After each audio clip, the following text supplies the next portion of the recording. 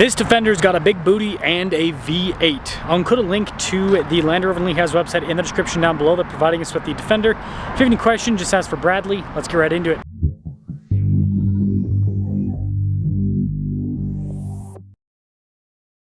This week's giveaway highlight is a classic Corvette with a big block V8. If you're interested, use code BHC or click the link in the description down below or in the pinned comment. This will give you 4x bonus entries on any donation $25 or more. Under the hood is a 5-liter supercharged V8 that goes through an 8-speed automatic. Fuel economy is 14 around town, 19 on the highway, with power outputs being 493 horsepower and then 450 pound-feet of torque. We're closing in on 500,000 subscribers. I'd really appreciate it if you'd help out with that. Just like the other Defenders, you've got the new checker plate design, and it's kind of hard to see on camera, but you've got these little like squares there now. They've slightly revised the headlights with this as well, and then you can see this one's got everything blacked out. You do have fog lights at the bottom too. So altogether, you got the new Defender style, which I think the new Defender looks great. Tire and wheel setup is 275 by 45 by 22. The wheels are a 5-spoke design, and you guessed it, they're blacked out. Fender flares are painted black. You got the new vent design also blacked out. Got those squared off mirror caps, and then even the whole roof blacked out. Now this is where you can see the gargantuan size of the 130.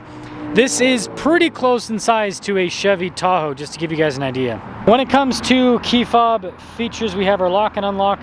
The unlock for the rear, that's to turn on the lights, and then the Land Rover logo on the back. Let's now pop into the back, which you've got the swing gate, it's got hydraulics. So the third row passengers get heated seats. They also have a nice armrest. There's ventilation in the rear for them. They even have their own sunroof up top. Now this silly cargo cover is kind of in the way, but we do have a ton of space with the third row folded down.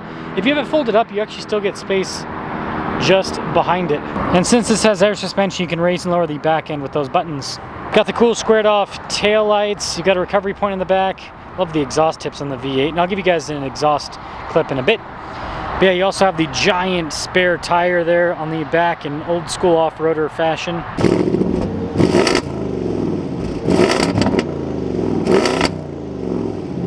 That'll cap things off for the exterior with this Defender. Keyless entry for the back, and let's pop in. Of course, really high quality feeling trim all over the door panel. And this one has the captain chair configuration, but yeah, the seats are perforated down the center, and you've got this nice rugged cloth trim. Great seating position here in the back. Got a little storage pocket. We have our own climate zone in the rear. We also have some USB ports, and I do believe this has, yeah, heated and cooled seats for the back passengers. Now each seat individually folds up in the third row, which is really cool. They have a nice perforated trim, but this is kind of a third row for kids. The floor's a bit higher in the back, so it pushes your knees up. So nice that you can have each seat folded up or down in kid place. It's a kid place. Let's now check out the front. Blind spot monitoring with the mirrors. No double pane windows, interestingly enough. You do have your memory seat function just down below, and then more really nice trim over the door panel. Front seats perforated down the center. You do have power adjustments on the side with lumbar support.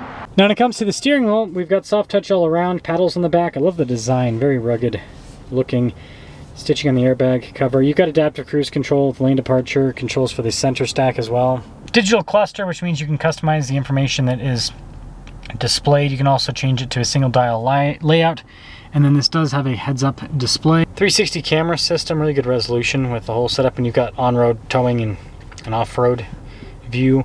Now with the infotainment system, it's Land Rover's newer unit. It's quick to respond. It has a bunch of valuable information for both on-road and off-road stuff, navigation, everything. Well, you connect your phone for that, but you guys get the point. Shifter for the 8-speed automatic, and then below that we have the multifunction climate controls. So again, for the heated and cooled seats, drive mode select, fan speed. It is a nice tactile setup. Air suspension controls, and then for your stability, low range. This does have auto stop start, but you can turn it off. USB ports, got some cup holders, more nice trim. Phone charging pad, by the way. Cool box center console, and this folds all the way back, which is another nice feature. And I do like the trim on top of the lid. And then look at that, really nice trim all over, and you got the grab handle too. Camera rear view mirror, got controls here for the panoramic sunroof, and then yeah, you do have a nice headliner up top. Now this does all come at a cost. Total MSRP at the bottom, I don't know if the camera's gonna focus on it, $134,131. Let's see how the big booty V8 Defender performs. Let's set off in the BBL Defender. I gotta keep making the butt jokes because I mean, the same thing with the, you know, Suburban, with the Yukon XL, where, you know, they just extend the back end. The wheelbase, the wheelbase, by the way, and this is the same as a 110 Defender. It's just longer on the back, providing the extra space. It's about 10 inches bigger in overall length. Like I said, similar in size. Well, you have to count the spare tire. If you get the spare tire away, it's a bit shorter than a Tahoe. Man, smooth. Tons of power. It's smooth too. Now, this, unlike a lot of the SUVs of this size, is still unibody. Independent suspension all around, which is pretty common with full-size SUVs in today's world. But unibody's not common, so this actually handles really well. A lot of the full-size SUVs, when you get into them, right, it's a truck, so it's gonna kind of wallow a little bit. This, sharp around the corners. The air suspension helps out quite a bit too. It's very comfortable. Now, the one downside about that, for the 1% that'll take these off-road, with unibody, right, when you go over a bump, it goes straight through the whole thing because it's all connected. So you feel it more, you hear it more. Now, Land Rover's done a lot to make this very structurally sound and rigid and all of that. You're still gonna hear it. You're still gonna hear it. Even though it doesn't have acoustic glass or a double pane window, it's relatively quiet in here. But that is something that Land Rover could change with these Defenders, especially, you know, when you're charging over 100 grand for a vehicle. I think it should just be standard with all the windows.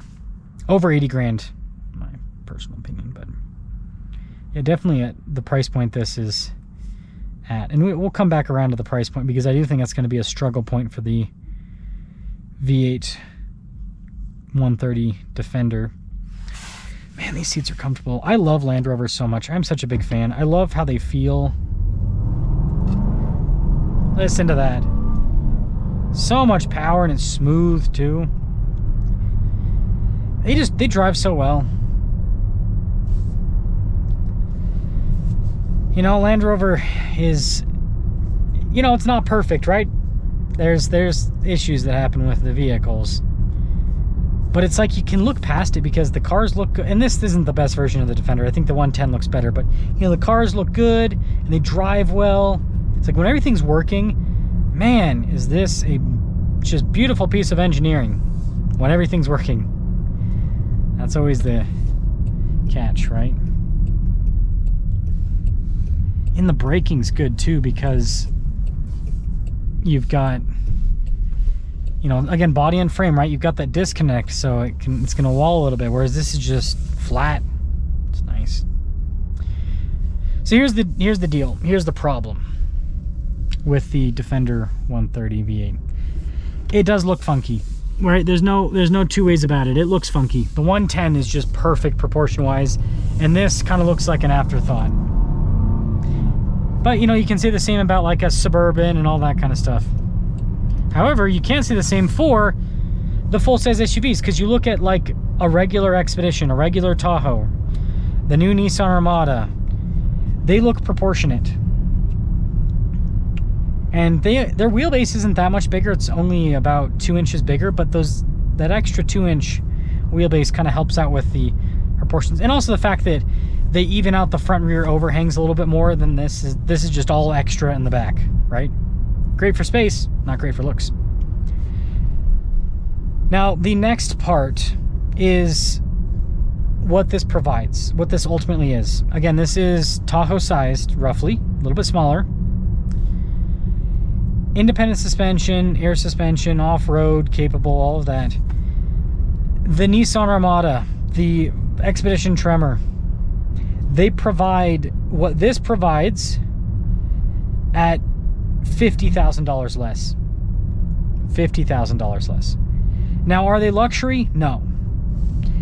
They are comfortable. They drive really well. But it's not a luxury brand, right? So you don't have the status, but the features there, especially that Armada Pro 4X has air suspension, independent suspension. It's got super comfortable seats. It's got it all. But it's a Nissan, right?